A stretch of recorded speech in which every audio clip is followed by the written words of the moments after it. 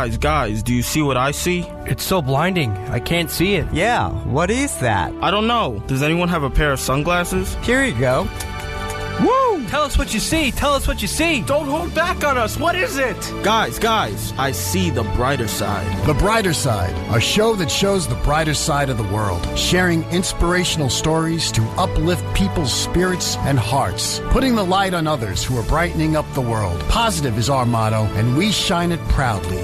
Welcome to The Brighter Side. I am your host, Sarah Albertson. You know, we are always surrounded by bad news such as terrorism, politics, car accidents, and so much more. So for the next 30 minutes, let's try to be more optimistic about the world we live in with real-life examples of people who are trying to do something good in our world. Our guest today is David Leite. David is the author of Notes on a Banana, a memoir of food, love, and manic depression.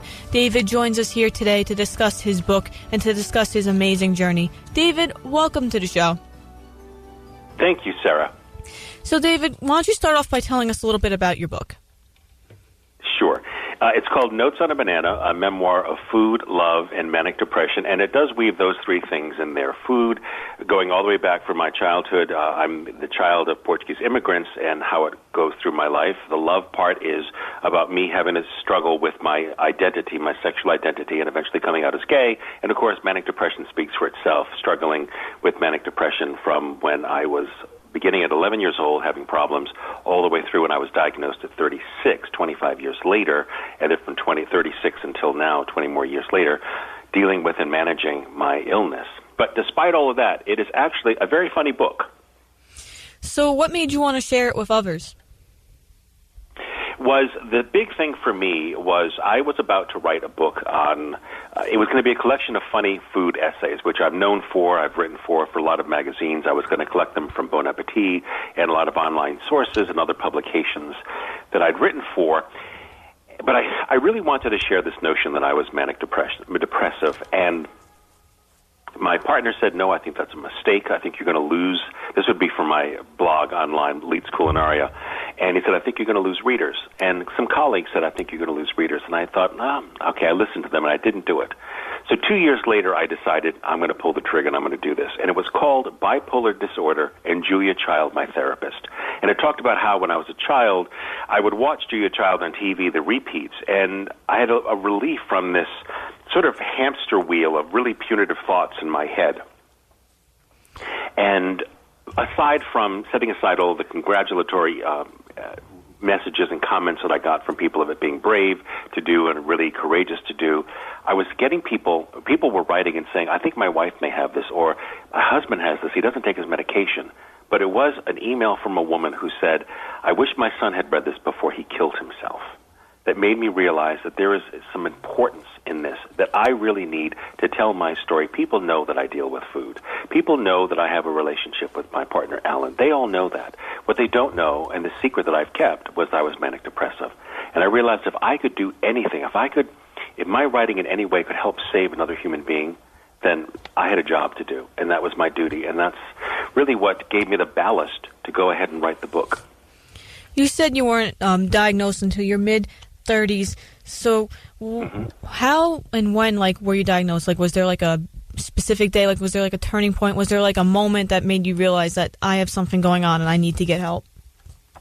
Well, it started at 11 when I began having horrible panic attacks. I saw the movie, I don't know if you remember, but it's called House of Wax with Vincent Price. I do. And it was 3D, and it was a kids matinee, and I'm the only kid who ran flying out of the theater halfway through with a panic attack. And we thought it would go away, and it didn't. And eventually we went to our family doctor who said, oh, I can give you a tranquilizer. And he was talking about Valium. And I thought, absolutely not. And my father's like, no. And then it kind of went away on its own very quickly. Not very quickly. After 3 months, it just suddenly stopped. But it happened over and over again. And I kept on searching, what was this about? What was this about? And I thought maybe it was tied into needing to come out and maybe dealing with that, and maybe that was the problem. And then I came out, and it kept on still happening. I thought, what's going on? And then when it was the most difficult time of my life because I had a partner for, at that point, 3 or 4 years. We've been together 24.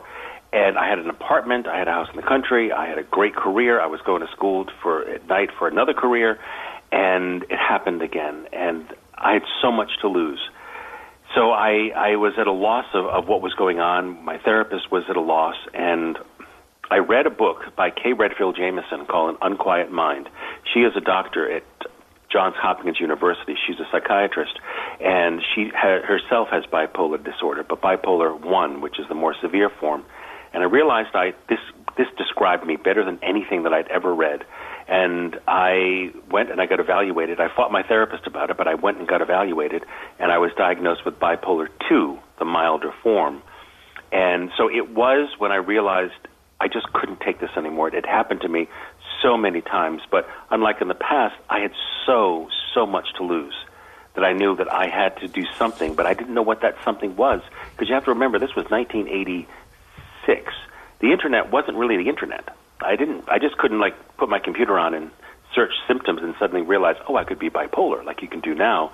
Back then, it was very hard to find some of these things out. So that was the turning point. Would you say since then you found a lot more ways to deal with the bipolar disorder and you're more comfortable about it? Well, it took 4 years to find the right medication combination. That was really very difficult because every person is different. Every person's chemistry is different. So they were trying drug after drug after drug, and it wasn't working. And then eventually I left one doctor, went to another, and that doctor added a second drug, which really did help.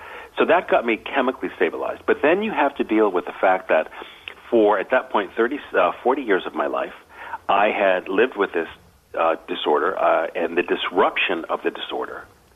And I had been basically in combat mode for 40 years. I had to start learning what it was like not to be in combat mode and how to start living a life that wasn't always about why am I feeling this way and questioning myself. So it took years and years and years to learn to find out what some triggers were for me, how to handle those triggers, what to stay away from, what to go after that made me feel better.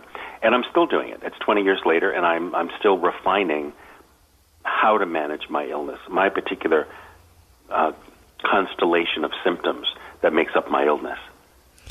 Now, we spoke a lot about food, and you have this big and huge passion for food. Can you explain how food helped you during these times? Sure. Food was an important element for me because not so much when I was being manic or hypomanic, which is not as manic as full-blown mania, but it was when I was depressed and I just didn't want to do anything. If I would cook, a lot of times I would feel better. Just being in the kitchen and that rhythmic talk, talk, talk of the knife as you're chopping just gave me a certain amount of comfort. It just brought me back to my childhood where the kitchen was always a very safe place. And if anything, it just gave me a little bit of relief, just like watching Julia Child did, watching Julia Child when I was a child did for me. And so it was the relief element that food played. And, of course, there's the comfort element of eating food, which I learned early on, which is why I gained so much weight at different times in my life. But this was about the cooking element. So it served both purposes, the eating as comfort and then cooking as comfort. What's your favorite thing to cook? That changes every day. Right now, I'm on a bit of a vegan kick, only because I have to lose some weight and I have some health issues. So I started exploring veganism. Can't say it's my favorite thing in the world, but there's some actually very tasty recipes. But I like anything. Portuguese cooking I like to cook. Some Asian food. Italian is huge for me. Making my own pasta a lot of times, and of course my own sauces. So it does really depend. And depends upon what guests we have. We usually cook when we have guests coming over, which is almost every weekend. So, you have a big passion for food, and you enjoy cooking. Because I know some people, they just can't be bothered with the stove after a long day at work. Right. Or just after a long day in general. You never considered becoming a chef? No. I worked in restaurants for years. I was a waiter at Windows on the World, and I saw what those guys went through. I was one of the very first waiters, the first round of waiters at Jean-Georges, the wonderful four-star restaurant in, not at Jean-Georges, but when Jean-Georges came to America, forgive me, his very first restaurant, Restaurant Lafayette, I was one of the very first waiters.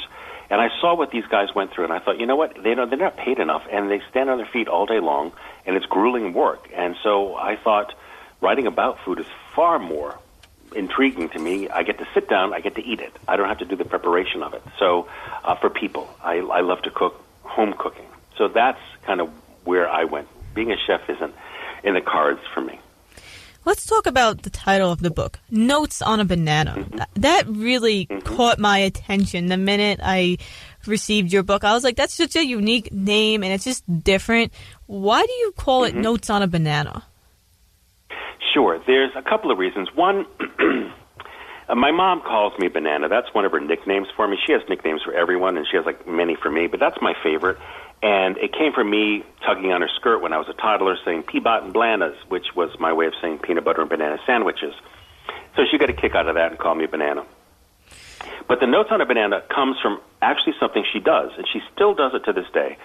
Since I was a very small child, she would write on a banana every morning and put it at my spot at the breakfast table, and put a banana in my father's lunchbox where she would write on it. So on one end of the banana would say, "We love you." The other side would say, "God bless." And the middle part would always be something to me. It would be, do well in school, have a great day, have a great test, whatever it was, take out the trash, feed the dog. And it was sort of like social media for the 1960s. It was just like Snapchat. You eat it and it's gone, and so therefore it's temporary, and it's social media. And to me, I thought, what a perfect summation, because Notes on a Banana, people call people with mental illness bananas. And this is Notes on a Banana, sort of like psychiatric notes on a banana. It's also a piece of food. It's fruit. It's food. And it's a smile. And it's really caught on, because now I have what's called the Banana Project, which is on social media. We're asking everyone to write a note of love, encouragement, support, anything to someone you love on a banana, take a photograph of it, put it on social media with the hashtag Notes on a Banana, and we're going to collate them and put them all together in a big digital quilt of love and support. We want to really make this a wonderful movement, like the old tie a ribbon around the old oak tree. And because a lot of people, there's so much in our world right now that is so unstable, and there's so much acrimony in our lives, that I think that if we can find a way that we can share love, support, encouragement with other people, and doing it through something as simple as a banana and sharing it online, is a very simple way to say, I love you and I care about you. How did you come up with the idea? For the Banana Project? Yes. Yeah, is because of what my mom did for me. When I went home 2 years ago, actually 3 years ago now, in 2014 for Mother's Day, and I took a photograph of the banana my mother had written me that day. It was something like, "Thank you for making me a mother, I love you, God bless," and a couple of other things, little hearts and stars and lots of exclamation points. My mother is the doyenne of exclamation points. Put it on social media, and there was it went viral, and I thought, wait a minute, don't your mothers write on bananas for you? Doesn't someone you love write on a banana for you? No one had heard about this. And when I saw the absolute love that this started getting, and how people started to share their own bananas, of writing on bananas, I thought, because the book was called something entirely different, I thought, this is the name of the book, Notes on a Banana, and it tied everything up. When I saw that interest, and I saw how it went viral, I thought, I have got to make something of this. And so now, when I do events, and bookstores are going to have these, we have extra large bookmarks. And one side is a banana with nothing on it. On the back explains the Banana Project. And people can write right on a bookmark and take a photograph and put that on social media with the hashtag Notes on a Banana, and that's fine. So now we got some of people holding it up to their face like a smile. Some people have done it in front of their pets. And it's really just so heartwarming to see this outpouring of love and compassion and caring. David, I think what you do and the whole story about the banana is very unique and very different. It's not something I would hear every day, and I don't think our listeners would even hear it every day. Now, if our listeners wanted to find out more about the book and more about you, where could they do that? If they go to my website, Leite's Culinaria, and the shortcut is lccooks.com. So think Lucky Charms, cooks.com.